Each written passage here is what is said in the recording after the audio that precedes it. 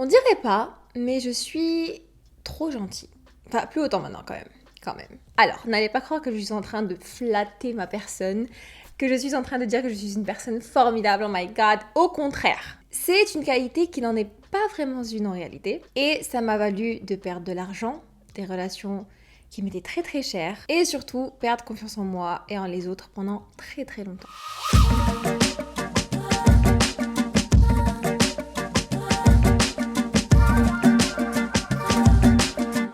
Yo, what's up, it's me, the Doll Beauty, alias Marwa, et aujourd'hui on se retrouve pour discuter de ce fléau qui touche énormément de monde, qui est celui d'être trop gentil, trop serviable, trop là pour les gens.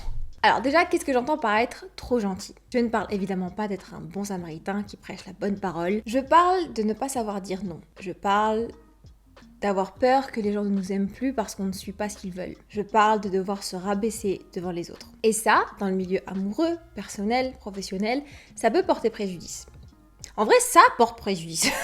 Donc, vous vous doutez bien que je ne suis pas là pour vous apprendre à être des horribles personnes. Ce n'est pas mon but. Mais j'ai vraiment envie de partager mon expérience avec vous, mes conseils, et juste de voir votre point de vue là-dessus. Donc, si vous êtes prêts, installez-vous confortablement, préparez votre petit snack, and let's go. Déjà, quels sont les signes qui caractérisent le fait d'être trop gentil ? Et surtout, quels sont les automatismes à adopter pour y remédier ? Du coup, qui sait ?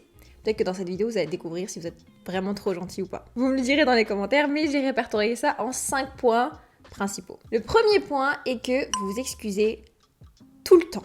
J'avoue, ça peut être un peu chiant à un moment donné. Je suis vraiment désolée, je suis super en retard. Je suis vraiment désolée de te déranger. Je suis vraiment désolée de donner mon avis, mais pour tout et pour rien, vous excusez tout le temps. Certaines personnes peuvent voir ça comme de la politesse ou comme un signe de respect, mais non. Déjà, ça peut être assez gênant pour votre interlocuteur qui a tout le temps en face de lui quelqu'un qui s'excuse en permanence et tout le temps pour tout et pour rien.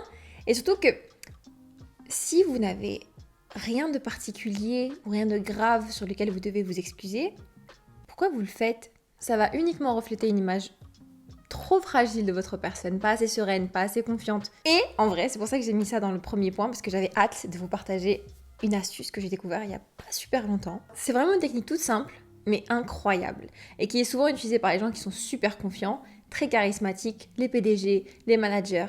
En fait, c'est juste le fait de s'excuser sans dire le mot « pardon » ou « je suis désolée »,« je suis sincèrement navrée ». Vous pouvez avoir exactement les mêmes intentions d'excuses, mais sans employer ces mots-là qui peuvent automatiquement donner peut-être une mauvaise image, une image un peu plus faible et un peu plus paniquée. Je m'explique. Imaginez, vous êtes à un rendez-vous professionnel et vous êtes en retard de 5 minutes. Moi, avant, le réflexe que j'avais quand j'étais en retard, c'était de m'excuser en permanence pendant 5 minutes d'affilée.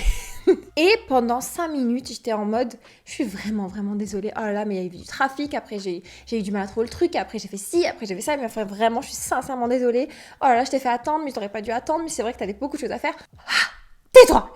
Tu vois, genre t'as juste envie de dire à la personne, frère, chill, assis-toi, on va parler. Tu peux être tout aussi paniqué, mais le montrer autrement. Au lieu de dire « je suis vraiment désolée d'être en retard parce qu'il y avait du trafic », tu vas dire « merci d'avoir attendu, j'apprécie énormément votre patience ». Ça, c'est très classe. J'aime beaucoup, j'approuve. C'est vraiment une approche qui va vous permettre de level up votre discours et de garder cette hiérarchie égale ou supérieure, ça dépend du contexte de la situation, et surtout affirmer une image très confiante et très posée. Et ça change énormément. Deuxième point, vous détestez la confrontation. Alors oui, c'est complètement sain et normal de ne pas vouloir se disputer ou de faire des compromis H24. Mais par contre, quand vous laissez marcher sur les pieds ou que vous êtes d'accord pour vous sacrifier par peur d'être rejeté, alors là, oui, c'est nécessaire de se confronter au problème. Sachez que ce n'est pas insultant ou méprisant d'exprimer son opinion, surtout s'il est négatif ou s'il va à l'encontre de la vie générale. Imagine, d'un côté, t'as une personne qui est assez renfermée sur elle-même, qui n'ose pas dire ce qu'elle pense de peur de contrarier quelqu'un, et de l'autre côté, tu as une personne qui exprime intelligiblement et calmement son opinion, à qui finalement tu vas faire confiance, à qui tu vas valoriser l'avis et l'opinion. Tout est une question de communication et de confiance en soi. Je vous le répète tout le temps, mais c'est vraiment super important parce que la manière dont vous exprimez peut-être limite plus importante que ce que vous dites. Votre langage corporel, votre manière de vous tenir, votre manière de parler vont avoir un impact sur votre discours et comment ça va être reçu par votre interlocuteur. Donc n'ayez pas peur, personne ne va vous haïr parce que vous donnez votre avis. Sauf si vous êtes avec les mauvaises personnes et ça c'est autre chose. Donc exprimez-vous, sinon vous risquez finalement de perdre le contrôle de votre identité et créer une sorte de relation toxique avec les gens qui vous entourent. Je rebondis du coup sur le point précédent. Tu vas être amené à regretter pratiquement à l'instant même où tu vas dire oui alors que ça te brûlait de dire non. Et ça, c'est l'instinct. Il faut toujours suivre son instinct. Si tu dis oui pour être bien aimé, pour ne pas être rejeté, pour ne pas blesser, tu vas forcément le regretter. Tu vas commencer par intérioriser cette culpabilité, cette frustration, cette rancœur en toi. Et si par malheur, tu n'arrives pas à l'extérioriser, par beaucoup de choses, je sais pas, par aller voir un psy, par faire du sport, par crier, ça va s'accumuler jusqu'à que soit tu exploses, donc tu pètes un plomb, tu vas crier sur tout le monde, tu vas commencer à faire tout le contraire de ce que tu avais l'habitude de faire, tu vas faire un burn-out, soit tu vas imploser, et vraiment dans le pire des cas, mais c'est réel et c'est important d'en parler, tu peux te provoquer un ulcère, un cancer, des maladies cardiaques. Croyez-moi, ça peut aller super loin parce qu'on sous-estime tellement et encore toujours l'impact que la santé mentale a sur la santé physique. Avant-dernière caractéristique, et celle-ci, je pense qu'il y a beaucoup de personnes qui vont se sentir concernées, c'est donner sans retour. Alors, je tiens à préciser quelque chose parce que c'est très important. Lorsque vous donnez, il est évident que vous partez de l'optique que vous n'attendez rien en retour. C'est le principe même de donner de bonne grâce. Si vous donnez en attendant quelque chose en retour, c'est que vous êtes intéressé. Je ne vous veux pas sous cette vidéo. Mais voilà, si vous voulez juste faire une bonne action, vous donnez sans attendre rien en retour. Mais, comme toute chose, il y a des limites. Si tu donnes encore et encore à la même personne et encore et que cette personne ne te le rend même pas un tant soit peu, juste par son respect et sa politesse, là ça devient abusif. Et là, malheureusement, on vous prend pour un idiot. D'ailleurs, dans quelques instants, je vais vous raconter une histoire, vous allez mieux comprendre. Ce que je veux dire par là, c'est que si tu donnes à en souffrir, tu cours à ta perte. Il ne faut jamais, au grand jamais, être à la merci d'une personne ou d'un groupe. Apprenez à dire non. C'est facile. Non. Je vous laisse là. Dites-moi. Non. C'est difficile ? Je vous en prie, dites-moi que vous avez dit non, parce que sinon j'ai l'impression d'être Dora l'exploratrice. C'était difficile de dire non ? Eh ben voilà, dites-le la prochaine fois à quelqu'un que vous aimez pas. Le nombre de fois où ce mot-là, à 3 lettres, qui peut littéralement composer une phrase, aurait pu sauver des vies, des relations amoureuses, des relations professionnelles, des relations intrafamiliales. Aussi simple qu'il est, il peut être vu par certaines personnes comme très dur à dire. Je suis là pour vous dire qu'il faut apprendre à dire non. Évidemment, pas à tort et à travers, mais quand vous en ressentez le besoin, c'est pas tabou de dire non. Et surtout, dans la majorité des cas, ça peut être que bénéfique en fait. C'est en disant non, c'est en imposant ses propres limites que vous allez imposer le respect. C'est comme ça que vous allez éloigner les mauvaises personnes. Vous allez faire le tri. J'aime tellement ça. Oh là là, le tri. Quand vous faites le tri dans vos amis, dans votre famille, dans votre cercle professionnel, vous allez avoir une sérénité mentale incroyable. Grâce à 3 lettres, non. Apprenez à dire oui aux choses et aux personnes qui comptent réellement pour vous et qui ont de la valeur pour vous. Et croyez-moi, les personnes bienveillantes ne vous en voudront jamais de vous entendre dire non. Au contraire, je vous ai dit, ça va faire le tri. C'est génial. Dernière caractéristique qui dévoile peut-être si vous êtes une personne trop gentille, c'est le fait de laisser des personnes de votre entourage mal vous parler ou vous dénigrer. Ça, pour moi, c'est vraiment le pompon sur la Garonne. Honnêtement, si un de vous respecte uniquement ce point-là, il sera officiellement caractérisé comme trop gentil, trop faible, trop. Si vous laissez les gens mal vous parler ou mal vous traiter, honnêtement, c'est pas de leur faute en fait. C'est de la vôtre. Ouais, là, je suis vraiment en train d'appuyer sur le play. Je suis vraiment sérieuse. Si une personne en arrive jusqu'à vous parler mal, sans impunité, chill vibe, c'est que vous lui avez donné l'occasion de le faire. Vous lui avez dévoilé le niveau de respect que vous aviez pour vous-même. En réalité, c'est humain de voir les gens trop gentils comme trop faibles. Et du coup, selon la loi de la nature, les gens faibles se font marcher dessus. Vous voulez vous faire marcher dessus ? J'ai pas l'impression. Du coup, là, va falloir que vous imposiez des limites primordiales. C'est la chose à faire. Si quelqu'un vous parle mal, vous le reprenez. Vous le corrigez. Bon, allez pas le frapper non plus, mais ayez l'audace de vous défendre. Ayez le courage d'imposer le respect sur votre personne. Honnêtement, c'est avec vous que vous allez passer le restant de votre vie. Pourquoi vous voulez rester avec une personne qui se fait martyriser toute sa life? Alors, du coup, le résultat, est-ce que vous cochez au moins 3 cases sur 5? Si c'est le cas, bienvenue dans le club des gens trop gentils. Normalement, je vous ai donné un petit peu des petites clés. Faut voir ce que vous pouvez faire, sur quoi vous devez travailler. Tout ce qui est développement personnel, c'est très compliqué. Parfois, c'est un travail qui doit se faire sur des années, des années, des années, des années. J'ai été pendant très longtemps une personne beaucoup trop gentille. Beaucoup trop gentille. Trop naïve, trop dépendante, trop tout. Mais avec des erreurs, avec des mauvaises fréquentations, avec des mauvaises expériences de la vie, j'ai appris et j'ai évolué. Je dirais pas que maintenant je suis trop confiante, trop...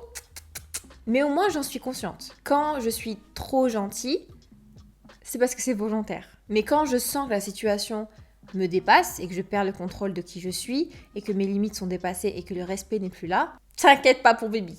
Et c'est clairement un discours que j'aurais donné à la Marois de 8 ans, 15 ans, 20 ans. Et c'est pour ça qu'honnêtement, si vous vous sentez concerné, j'ai envie que vous entendiez mon discours et j'ai envie que vous l'appliquiez.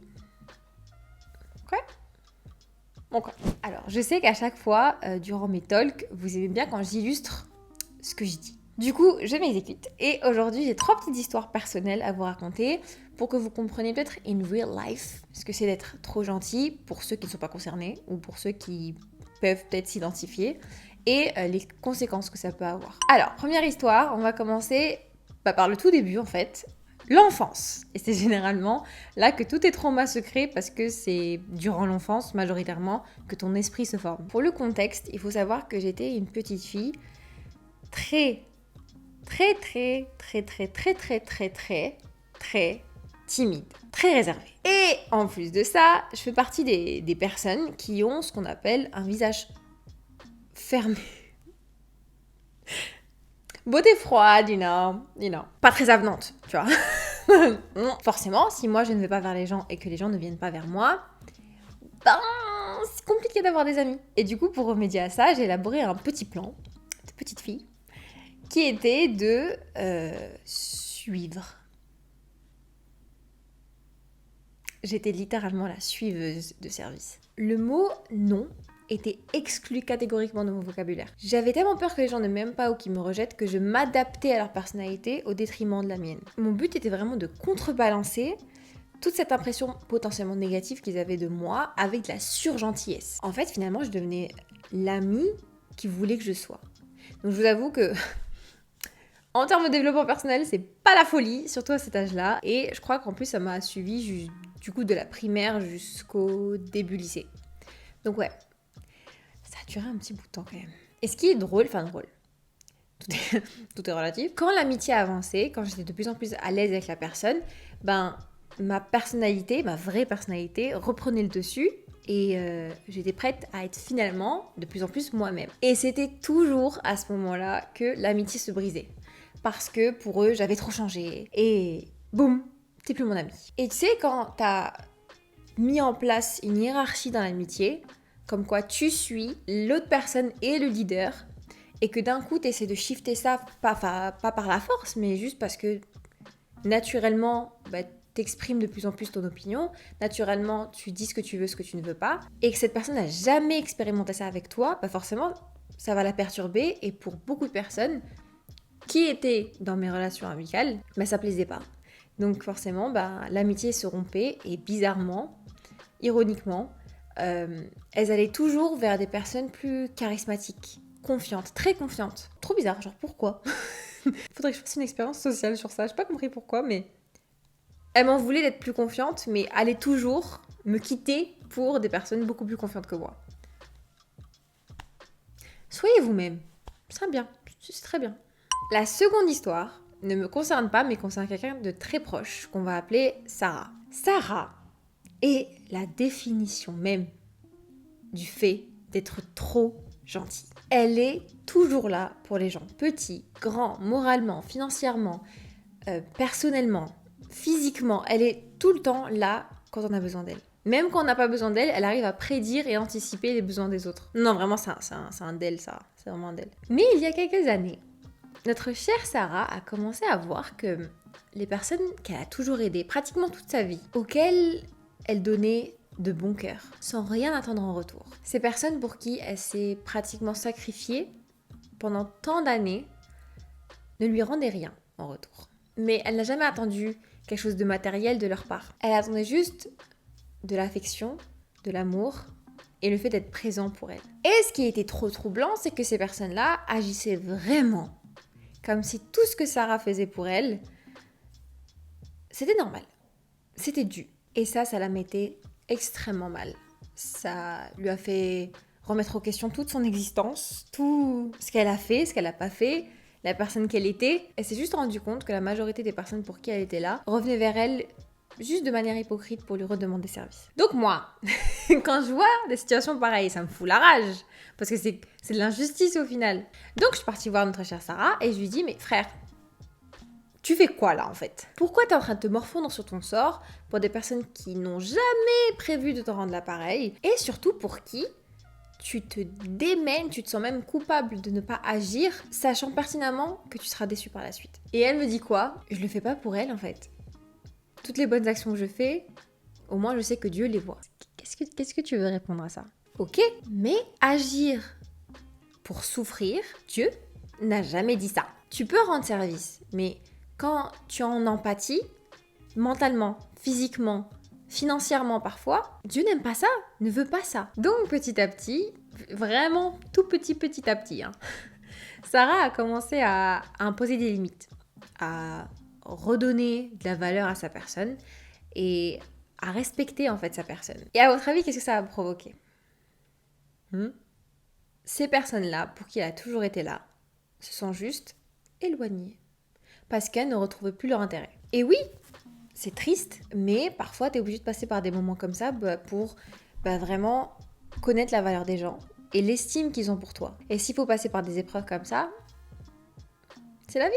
Si vous êtes une personne qui est juste bienveillante, gentille, etc., il faut arrêter de croire que tout le monde a la même mentalité et les mêmes intentions que vous. C'est aussi simple que ça. Si vous êtes gentil, n'attendez pas que les autres le soient aussi. Si vous donnez sans compter, n'attendez pas que les gens le fassent comme vous. Chacun ses valeurs, chacun ses priorités dans la vie, chacun sa mentalité. Et ça, va falloir l'accepter à un moment donné pour arrêter de souffrir.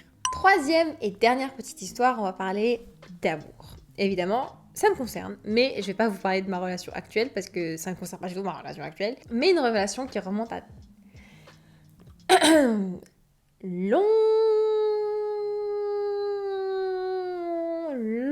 longtemps, à très longtemps, et littéralement dans une autre vie, avec une autre Marois, avec une autre mentalité, très longtemps. Et il y a du coup très longtemps, j'étais très amoureuse. Très amoureuse d'un garçon. Mais le problème, c'est qu'on n'habitait pas la même ville, mais chaque année, on se retrouvait aux vacances d'été au même endroit. Donc, cette relation, je l'appelle pas vraiment ça une relation, mais genre cette fréquentation a duré pendant très longtemps, pendant des années, mais très hachée en fait. Une année, je suis revenue, du coup, on s'est revus, mais j'avais pris beaucoup de poids. Genre, bien du poids. Tu vois. J'étais pas non plus méconnaissable, mais j'étais voilà. J'avais pris, je crois, 10-15 kilos. Donc, sur ma morphologie, je suis assez grande, ça se voit pas énormément, mais ça se voyait quand même.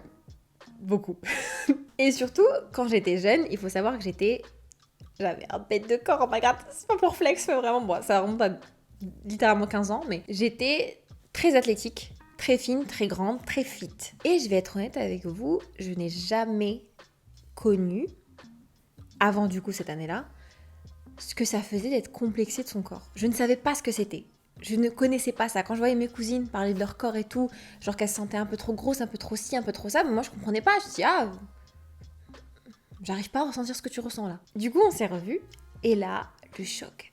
Je l'ai vu dans ses yeux qui étaient choqués de voir cette transformation. Mais ça ne s'est pas arrêté à juste voir dans ses yeux, en fait, il me le disait clairement. Il s'est pas gêné de me le dire. Et à partir de là, sa communication, c'était transformer. Il osait me balancer des vacheries à la figure au calme, sans aucune pression, sans aucune animosité, au calme ça. Et moi, vous allez me dire, bah, te connaissant, un tant soit peu, tu t'es défendu. Bah non, en fait. Non. Parce que j'osais pas.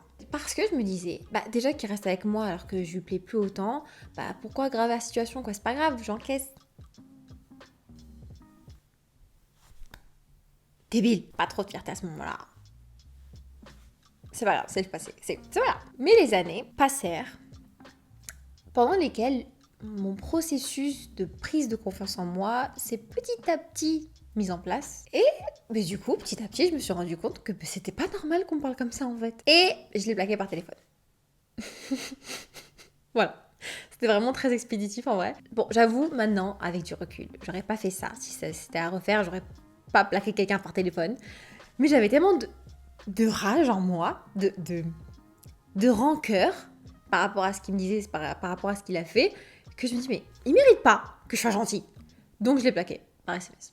Tout ça pour dire que dans une relation saine, qu'elle soit amicale, amoureuse, familiale, il faut s'affirmer. Il faut s'affirmer et du coup créer cet équilibre alliant confiance et surtout respect. J'ai peur que cette vidéo devienne un peu trop longue, donc il est temps, mes chers amis, de conclure. Et ça tombe bien, parce que j'ai envie de m'attarder un petit peu sur un point que je trouve assez important. Comme je vous l'ai dit au début de cette vidéo, je ne suis pas là pour que vous deveniez des personnes aigries et agressives, mais je voulais vraiment préciser qu'il est super important de ne pas confondre entre valoriser sa personne, imposer des limites, et remplacer ses principes et son éducation qui par défaut nous inculque d'être gentil, d'être serviable et d'être respectueux. Mais ce que je veux vraiment vous transmettre à travers du coup mon expérience et le processus dans lequel je suis encore actuellement, c'est que tu peux continuer à être une personne formidable, à l'écoute des autres, là quand on a besoin de toi, tout en apprenant à dire non, imposer ses limites et aller à l'encontre de l'opinion générale. Et croyez-moi, petit à petit, vous allez avoir cette aura positive et confiante qui va émaner de vous,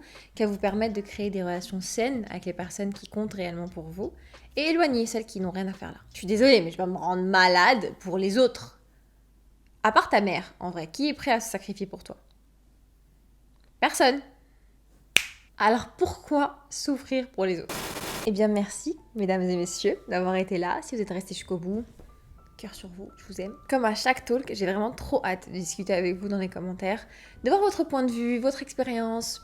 J'aime trop. Vraiment, l'espace des commentaires des talks, il est trop bien. En tout cas, si vous ne me connaissez pas, je suis Marwa de la chaîne Doll Beauty, It's me. Donc n'hésitez pas à vous abonner, liker, commenter, activer la cloche pour être au courant à chaque fois que je sors une nouvelle vidéo. Et moi, comme d'habitude, je vous fais plein de gros bisous. Prenez soin de vous, des autres et surtout, apprenez à dire non. Bye bye. J'ai pas une auréole? Non, c'est bon.